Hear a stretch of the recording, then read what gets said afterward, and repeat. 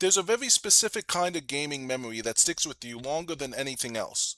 Not the boss fights, not the graphics, not even the story, but the quiet moments. The moments where a game slows down and lets you build something personal. For an entire generation of players, that memory is tied to one feature, the Chao Garden from Sonic Adventure 2. It wasn't the headline feature, it wasn't what the marketing focused on, but somehow it became the soul of the experience. And decades later, fans still haven't let it go. They haven't moved on, and more importantly, they haven't stopped asking for it to come back. But instead of waiting for something that may never return, a new project is stepping forward with a different approach. A game called Bobo Bay, which is positioning itself as something far more ambitious than a simple throwback.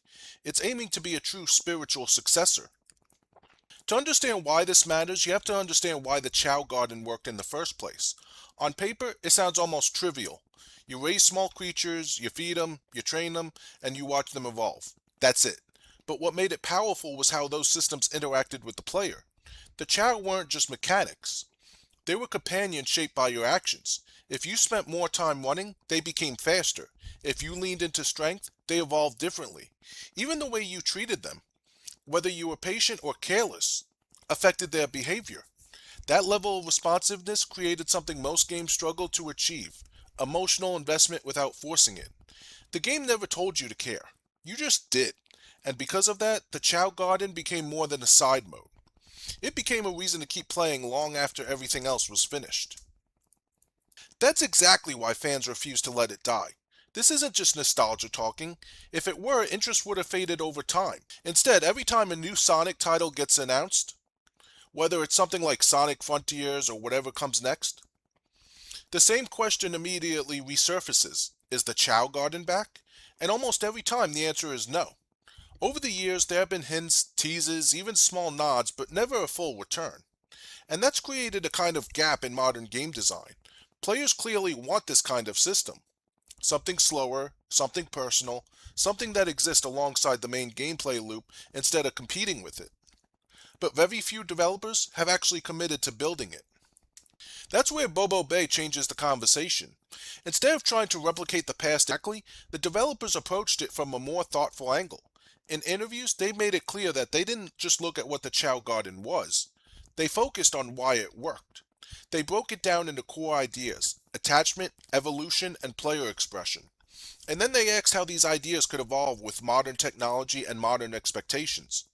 What they're building isn't just a garden where creatures exist in isolation. It's a living system where your choices ripple outward. The creatures you raise don't just change in appearance. They develop behaviors, preferences, and interactions that reflect how you've played the game. One of the most interesting things to come out of these interviews is how much emphasis the team is placing on player-driven storytelling. In older systems like the Chao Garden, your memories came from observation, watching your child grow, race, or interact in small ways. Bobo Bay is expanding that idea by introducing systems that create more dynamic, unscripted moments. The developers have talked about wanting players to share stories, not just outcomes. Not, I maxed out this stat, but this creature followed me here, or this interaction happened because of something I did hours ago. That shift from static progression to emergent experience could be the key difference between something that feels nostalgic and something that feels genuinely new. Another major evolution comes from how the environment itself is treated. In the original Chao Garden, the space was relatively contained. It was a peaceful hub, but it didn't change much over time. In Bobo Bay, the environment is part of the system. You're not just raising creatures, you're shaping the space they live in. That means your decisions don't just affect individual companions, they influence the entire ecosystem. It adds a layer of long-term investment that goes beyond simple progression.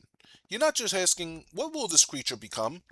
You're asking, what will this world become because of me? And that's a powerful evolution of the original concept.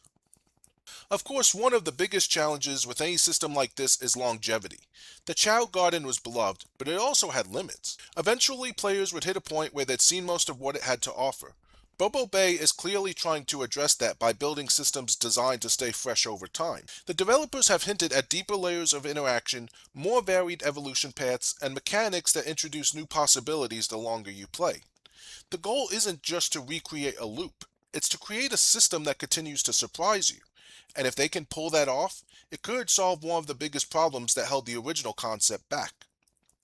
What makes this especially interesting is how it reflects a broader shift in what players are looking for. Not every game needs to be bigger, faster, or more intense. There's a growing appreciation for experiences that are more personal, more reflective, and more player driven. The success of games built around creativity, simulation, and connection shows that there's real demand for this kind of design. The Chao Garden was ahead of its time in that sense. It offered a break from the action, a space where players could slow down and engage in a different way. Bobo Bay isn't just revisiting that idea. It's building on it in a way that aligns with where gaming is now. And that's why this matters beyond just one game. If Bobo Bay succeeds, it could open the door for more developers to revisit ideas that were left behind. Not as nostalgia bait, but as systems worth evolving.